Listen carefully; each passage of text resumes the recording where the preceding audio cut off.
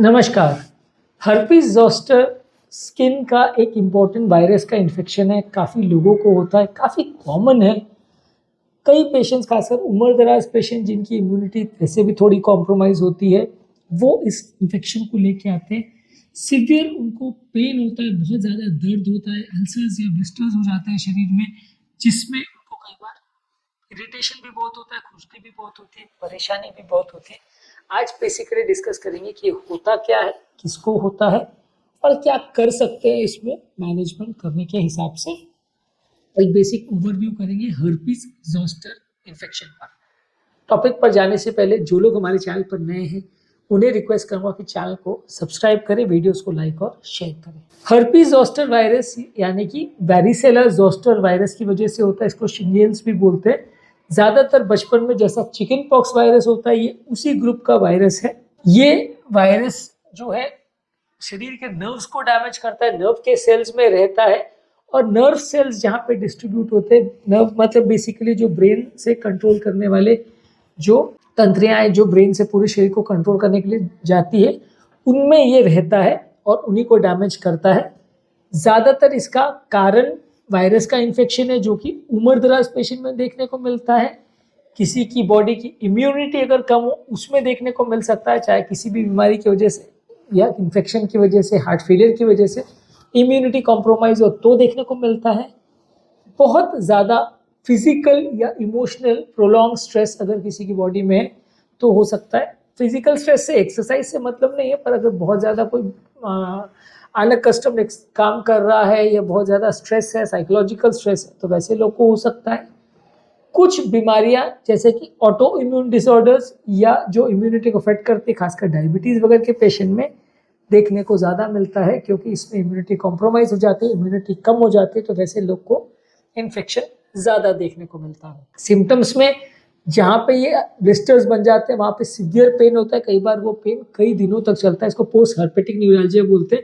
यानी herpes virus का infection ठीक हो जाने के बाद भी वो एरिया में नर्व फाइबर्स डैमेज हो जाते हैं, जिसकी वजह से कई दिनों तक, हफ्तों तक पेशेंट को पेन होता रहता है। कई बार बहुत सीवियर पेन होता है, मैनेज करना भी मुश्किल होता है। इसके अलावा खुजली होती है, वहाँ पे नर्व फाइबर्स जो इचिंग को एक्टिवेट करते हैं वो भी एक्टिवेट हो जाते हैं, जिसकी वजह से खुजली होती है। इचिंग को कम करने के लिए क्या चीज़ें कर सकते हैं, ऑलरेडी प्लूराइटिस के टॉपिक पर हमने डिस्कस किया है, आप चाहे तो उसे देख सकते हैं। सर दर्द हो सकता है व्यक्ति को, बुखार आ सकता है, ठंड लग सकती है, चिल्स हो सकता है, कमजोरी या सुस्ती हो सकती है। ये इन्फेक्शन के कॉमन सिम्टम है। सबसे इंपॉर्टेंट तो देखिए वहाँ पर ब्लिस्टर बन जाएंगे, जो कि देखने में गंदे भी दिखते हैं। अपने आप ये कुछ दिन में चले जाते हैं। ज़्यादातर इसको ठीक होने में 15-20 दिन या 1 महीना जैसा लगता है, उसके बाद ये अपने आप चले जाते हैं।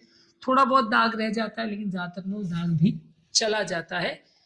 ज़्यादातर मेन इसमें पेन या दर्द का जो एहसास है, खुजली का जो एहसास है, वो सबसे इंपॉर्टेंट सिम्टम लोगों को होता है। इसके कॉम्प्लिकेशंस क्या हैं?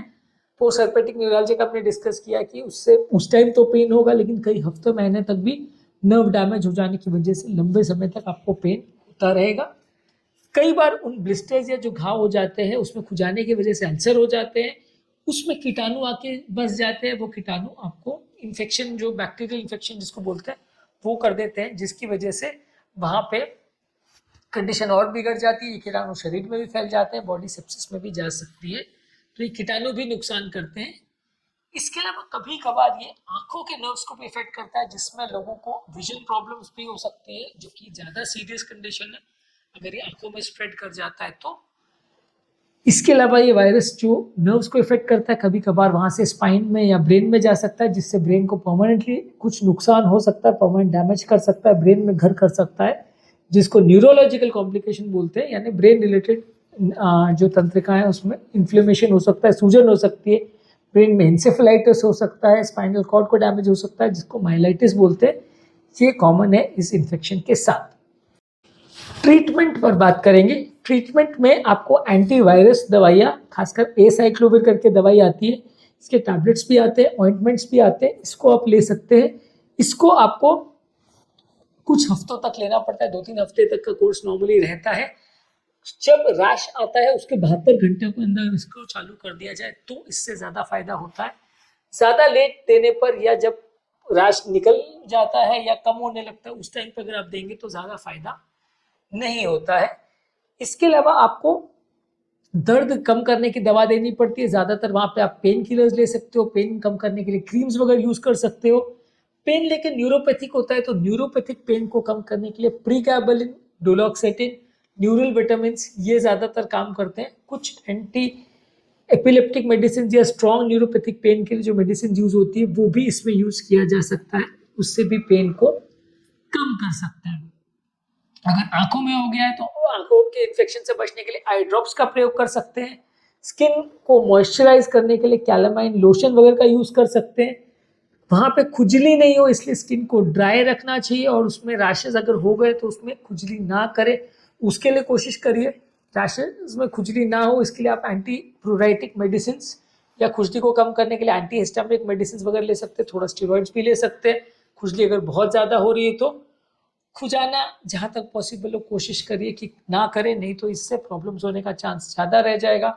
और अगर फिर भी आपको प्रॉब्लम लगे या ज़्यादा तकलीफ हो रही है तो आपके डॉक्टर या हेल्थ केयर प्रोवाइडर के साथ आप मिलिए, डिस्कस करिए क्या ट्रीटमेंट ले सकते हैं, कितने टाइम तक ले सकते हैं, वो बचने के लिए उससे क्या किया जा सकता है उसको डिस्कस करिए। ज़्यादातर ये बीमारी एक व्यक्ति से दूसरे व्यक्ति को नहीं फैलती है, इतनी ज़्यादा कम्युनिकेबल नहीं होती है, इसलिए वो पॉइंट ऑफ व्यू से आपको टेंशन लेने की ज़रूरत नहीं है कि एक व्यक्ति से दूसरे को जाएगी, उतना ज़्यादा इजीली स्प्रेड नहीं होता। अब बात करेंगे इससे बचे कैसे, इससे प्रिवेंट कैसे करें। बेसिकली इसके लिए वैरिसेला जोस्टर के लिए वैक्सीनेशन आते हैं जो कि बच्चों को बचपन में दे देना चाहिए। अडल्ट के भी वैक्सीन आते हैं, आप इसको यूज़ कर सकते हैं। बच्चों को सबको बचपन में अगर ये लग जाए तो बाद में इस तरह का इन्फेक्शन होने का चांस कम रहता है।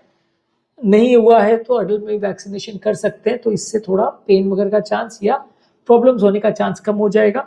इम्यूनिटी को अच्छी रखिए, इम्यून सिस्टम कॉम्प्रोमाइज होने से इन्फेक्शन होने का चांस बढ़ जाता है। अगर आपकी इम्यूनिटी अच्छी है तो इन्फेक्शन का चांस कम रहेगा।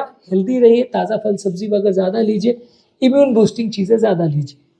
मेंटल स्ट्रेस कम रखिए, जितना मेंटल स्ट्रेस ज़्यादा होगा, इमोशनल स्ट्रेस ज़्यादा होगा, उतना इस तरह के प्रॉब्लम्स होने का चांस ज़्यादा होगा। जहाँ तक पॉसिबल है मेंटल स्ट्रेस कम रखिए। अगर पॉसिबल है तो इस तरह के इन्फेक्टेड पेशेंट से थोड़ा कम कांटेक्ट रखिए। ये उतना इजीली स्प्रेड नहीं होता, लेकिन हाँ अगर आप जो ब्लिस्टर्स या सोर्स हैं जब वो एक्टिव इन्फेक्शन वाले स्टेज में रहते हैं तब अगर आप उसके सोर्स को टच करेंगे या उसका फ्लूइड दूसरों को टच होगा तो स्प्रेड हो सकता है।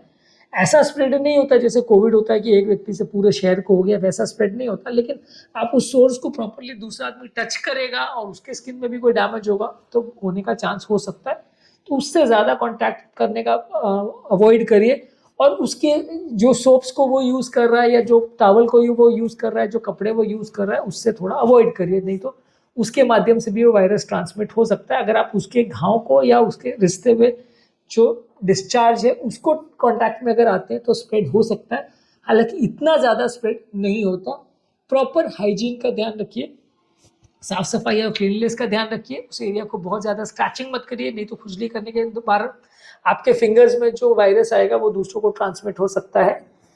इम्यूनो कॉम्प्रोमाइज अगर कोई पेशेंट है तो उसमें ज़्यादा कॉशन रखने की ज़रूरत है, उसको इम्यूनिटी बढ़ाने की मेडिसिन लेने की ज़रूरत है। HIV वगैरह या इस तरह की जो डायबिटीज़ या इस तरह की रिलेटेड बीमारियाँ हैं, इम्यूनिटी बूस्टिंग उनको चीज़ें करने की ज़रूरत है या इम्प्रोवाइज करने की ज़रूरत है। और ओवरऑल अच्छी हेल्थ प्रैक्टिसेस रखें तो अच्छा है। तो आज के टॉपिक में हमने डिस्कस किया हर्पीज ज़ोस्टर वायरस के बारे में, जो कि एक कॉमन वायरस इन्फेक्शन है, काफ़ी लोग को होता है, खासकर उम्र दराज लोगों को होता है। क्या होता है वायरस, कैसा होता है, किसको होता है और क्या कर सकते हैं इसके ट्रीटमेंट के लिए या प्रिवेंशन के लिए, ये सारी चीज़ हमने बात करी। टॉपिक एंड करने से पहले जो लोग हमारे चैनल पर नए हैं उन्हें रिक्वेस्ट करूँगा कि चैनल को सब्सक्राइब करें, वीडियोज़ को लाइक और शेयर करें। जो लोग हमारे चैनल पर हार्ट और हेल्थ संबंधित वीडियोस देखना चाहते हैं तो अलग अलग तरह के प्लेलिस्ट हमने बनाए हुए हैं, इंपॉर्टेंट प्लेलिस्ट को आप चेकआउट करिए, काफ़ी कुछ नया जानने और सीखने को मिलेगा। इम्यूनिटी बढ़ाने के टिप्स पर भी हमने एक वीडियो किया है, मैं उसका लिंक कमेंट सेक्शन में छोड़ दे रहा हूँ एक बटन में, आप उसे चेकआउट करिए। काफ़ी इंपॉर्टेंट और यूजफुल वीडियो है, आपको मदद मिलेगी बीमारी को मैनेज करने में।